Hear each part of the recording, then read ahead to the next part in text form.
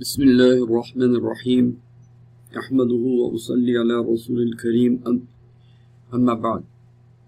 Even though the modern world has failed to deliver the goods of the sexual revolution, and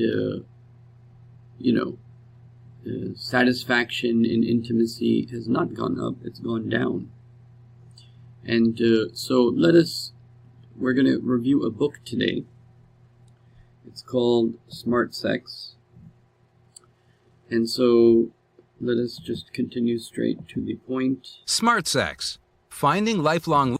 Now, if you are young, if you are an early teenager, your class is dismissed. And if you're older, please listen. Love in a Hookup World by Jennifer Roback Morse. What you'll learn.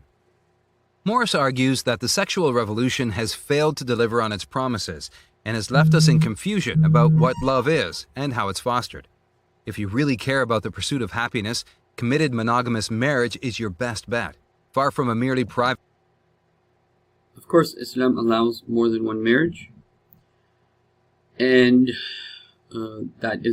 polygamy is a whole subject, which I will talk about from time to time also. But let's right now, obviously the person's not Muslim.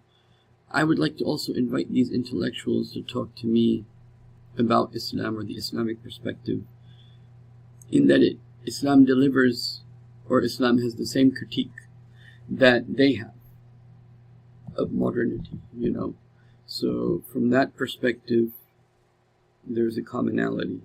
Matter, how we view sex profoundly impacts family and society. Okay. So how we view sex is very important. A free society depends on parents who can inculcate empathy and conscience into the next generation. The first year and a half of a child's life is a crucial time. It's the period when an infant attaches to the mother. Through nursing, rocking, gently burping, the child connects with the mother. When the baby cries from hunger or discomfort, the mother responds, and the infant comes to believe that the world is safe, that expressing needs means those needs will inevitably be met. But what happens when the child doesn't attach? When she cries out for help and her needs aren't met? What happens when the child is abandoned? Usually, the child will struggle forming attachments with others later on in life. Even when an abandoned or neglected child is fortunate enough to be placed in a loving home, that child may never attach. If the child doesn't find a secure relational base and attach by age 12, the chances of filling that void later become tragically slim, and the repercussions can be severe. Common outcomes of attachment disorder are disregard for the opinion of others, a lack of empathy, becoming calculating, seeking to get away with what one can get away with, being unfazed by the disapproval of others or the pain they inflict on others. These are usually the people who learn to charm psychologists, social workers, and judges. They learn to become actors, and they are in survival mode. And they believe that in order to survive, they have to act. And a lot of them are smooth talkers. And this is why a strong parent-child relationship is very, very important. And because of technology, parents have ceased becoming parents. And because the modern world teaches you the teacher will do this, and the caretaker will do this, and the babysitter will do this, and the maid will do this, and the parents just become managers of the child's time. So if you have that start where it's very negative, then it has very negative consequences for relationships. What would happen to a society increasingly comprised of these kinds of individuals? People without any real desire to do the right thing. Too many people who can't play nice with others become a weight too heavy for the free society to bear, and that society won't stay free for long. It's not just criminals with attachment disorders who put strain on the free society. Attachment disorder can manifest simply as an inability to consider the needs of others or a refusal to suffer inconvenience for the good of another.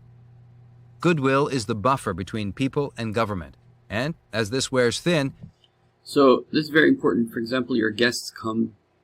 How are you going to be treating your guests? Saying salams to your elders. All of this is inconveniencing yourself for the others, which is very much part of our tradition.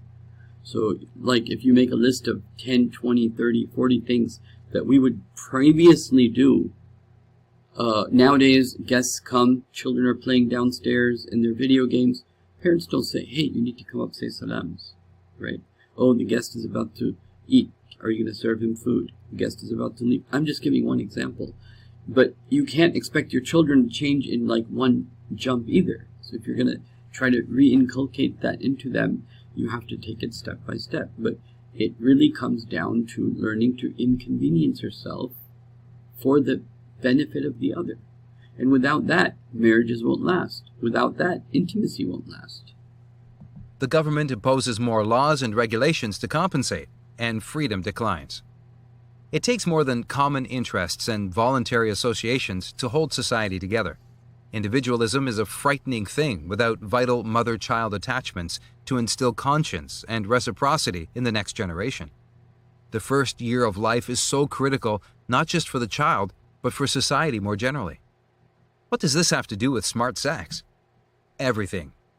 The existence of a free society depends on the existence of people who have a conscience, who will take care of themselves and others. Conscience does not emerge from a vacuum, but from within the context of secure attachment.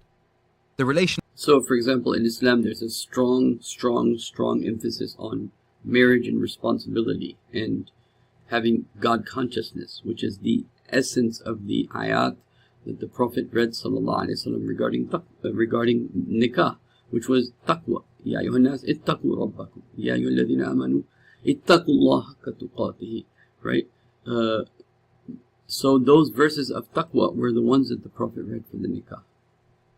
Component during critical stages in early development strengthens conscience and empathy, self-restraint, care for self, and care for others in the child. This attachment component is critical and is statistically most likely to occur within the context of a committed marriage. Marriage is the most fertile ground for producing children who will invigorate a strong free society rather than burdening it. 2. Children are among the sexual revolution's most tragic casualties. The direct costs of the sexual revolution on the family are well documented. Soaring divorce rates, broken homes, and growing father absenteeism. 1 in 3 children grows up without a father in the home. A growing preponderance of evidence from the social sciences shows that children do best in a home with 2 parents married to each other, and that children growing up in single-parent homes and blended families encounter a host of challenges. Children in single-parent homes are more likely to have emotional and behavioral issues.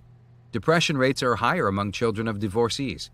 Hyperactivity, antisocial behavior, problems with peers, and isolation are far more common in children from non-traditional families. Even the introduction of a stepfather often fails to solve the problem and can create new problems. Stepfathers are usually less involved than a biological father would be.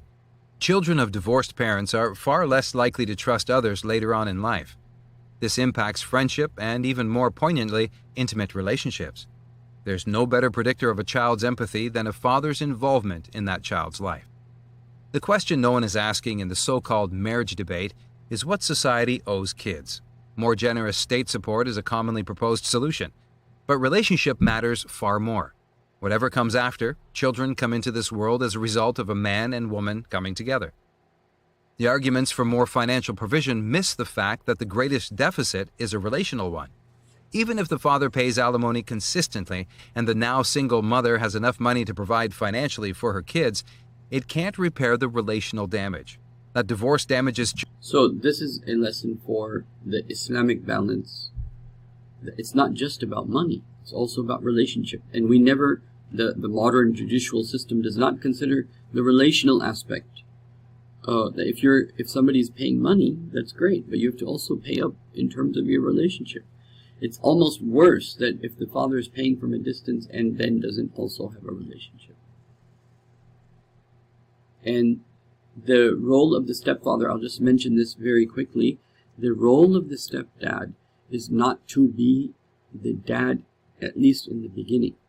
The role of the stepdad is to be the representative of the mother. So your authority stands because of the authority and to exercise the authority of the mother herself. You cannot just independently say, I want you to do this. You have to say, your mom wants you to do this and I'm here to help her. Then when you see that relationship is built and formed into something real, an independent relationship that you have with the child that is independent from the mother, then you can start to exercise your own authority as a stepdad, but more so because now there's that trust. Children from rich and poor backgrounds shows us that the deepest crisis is not economic. Dad's more than an instrument of insemination in a bank vault. He's a vital stabilizing force in the family. These are some of the direct costs of the sexual revolution mindset. But there are also opportunity costs to be counted, things we've missed out on in our quest for sexual freedom. Okay. 3. Consumer sex is antisocial. We naturally desire permanence in relationship. Modern culture's veneer of casual, morally neutral sex, let's call it consumer sex, is a chimera that's taking a toll because it grates against our social nature. Despite our culture of political correctness and hypersensitivity, our modern sex ethic doesn't provide a basis of respect for others. It's quite the opposite. Modern sexual norms make it acceptable to use other people. Interestingly, the same people who lament or lambast terms like laissez-faire and atomistic individualism are the same who adopt a similar vocabulary to defend sexual autonomy. The sexual revolution is driven by fear. In its fear of commitment, repression, and loss of autonomy, it has eliminated love as well. Love and sociability require giving, but consumer sex emphasizes what can be gained rather than given. The common alternatives to committed, monogamous marriage all withhold something vital to connection, be that casual sex without emotional connection or cohabitation without full commitment. Sex outside of marriage is a refusal to fully integrate lives, and it holds us back from what is arguably the most social arrangement possible. And we are, undeniably, social beings. In contrast, the modern sexual ethic encourages practices that are, if we examine them honestly, antisocial. In doing a relational cost-benefit analysis, many people count commitment as a cost. The truth is, it belongs on the benefit side of the ledger. The yearning for commitment to a mate and children, this is perfectly natural. It's in keeping with our social nature, and its alternatives are inevitably less than social. So this is a very, very profound critique. If someone is to read this again or listen to this again, you'd find that the whole sexual revolution has been dismantled in this one-page paragraph. Okay, and that is that, the sexual revolution basically calls on for a relationship that's selfish and is not one that is not one of love in which you have to give, right? And that you look at commitment as a liability. Of course, from a worldly and a one-eyed perspective, it is a liability. But on the other hand, if you look at it from the perspective of natural philosophy or just the social nature of human beings, then it is not a liability, but rather the benefit of that relationship. 4. Community is the gift of sex. Infancy is a time of absolute dependency upon parents. The baby Is it by chance that the word nikah means sex? is completely self-centered, but this makes sense. Moreover, the self-centeredness depends on relationship with the parents. The baby announces needs through crying, and the parents respond. The dance between self-centeredness and the need for others comes into the act of sex as well. Through adolescence, we gain some of the social and practical wherewithal we saw our parents exhibit growing up. We want to try it out, but freedom is limited and dependence on parents persists. In general, the teen is extremely self-absorbed. This can be maddening for parents, but it is also understandable, given that the growing sense of independence involves the early stages of discovering the self. The urge that most consistently entices the teen out of self-obsession, or at least gets him to ponder someone outside of self, is sex. So basically, as you're a teenager, you want to, you're able to, you have your autonomy for the first time in your life. You want to express that. Parents sometimes want to put rules and restrictions and so on and so forth that arguably are a good thing. But that's just how many teenagers are. Sex socializes us because our self-centered pursuit of pleasure is mitigated by the realization that people don't want to be treated like a means to an end. They want to be considered a valuable end in and of themselves. Unlike the mother-infant connection, which is automatic, a meaningful romantic relationship takes time. Love must be won. It's strange for many to think of sex in this way, but sex really is a community builder. At the procreational level, that is obvious enough. A community is literally built one baby at a time. Sex builds community between spouses as well. It's a unity-promoting activity. Evolutionary psychology sees this as enhancing survival. The Christian view is that two people have become one flesh, a poetic expression of deep unity and commitment. And the Quran says, "Hunna libasul lakum wa antum libasul lahunna." They're a covering for you. They're as close to you as your clothes. Nothing can get closer to you than your clothes. And they cover you and your faults and adorn you. So they give you warmth and protection. So this is how the husband is to the wife and the wife to the husband. Hunna libasul lakum wa antum libasul lahunna. And over here, mind you, these verses are being said about the month of Ramadan and relationships with your wife in the month of Ramadan, which is the most spiritual. So the relationship between sexuality and spirituality is also a very huge topic. We humans have strong, contradictory feelings about this deep connection with another. It annoys us that we need another person, and yet the yearning for connection remains strong. Our physiology orients us toward long-term attachments and makes detached sex and independence extremely challenging at a biological level. In women, touch promotes the release of the hormone oxytocin, which encourages connection and bonding. The hormone floods her system during orgasm, labor, and breastfeeding. Men are typically caricatured as emotionally uninvolved, but the biological and sociological evidence suggests something different. If a woman told a man he could have his way with her, but then went limp and remained unresponsive to his every maneuver, he'd probably feel something was missing. He might even prefer her faking signs of sensation to her dead fish approach. Or what if she was engaged and eager, but then told the guy after a mutually successful climax that she had been fantasizing about her former lover the whole time? In either case, the dead fish or cutthroat, the male will probably feel that something was missing. For all the stereotypes, men have more than primal pleasure in mind, and the woman is more than just a tool for ejaculation. Male biology supports this intuition. The predominantly male hormone, vasopressin, mitigates the male urge to keep options open and impregnate multiple partners, instead connecting him to his mate and his children. Modern culture has put us in a bind. Sex is meant to create community, both through procreation and enhancing spousal connection. And yet, culture pulls apart sex from reproduction, commitment, and intimacy. However urbane we consider ourselves, or non-committal we consider our hookups, or even cohabitation, our biochemistry tells a different story. We'd be more satisfied with committed, monogamous relationship toward which our biology seems intent on steering us. As described above in relation to oxytocin and vasopressin, doing what comes naturally, or listening to your body, pushes us closer to committed monogamous relationships. We've just been paying more attention to the biological signals leading up to sex than after sex.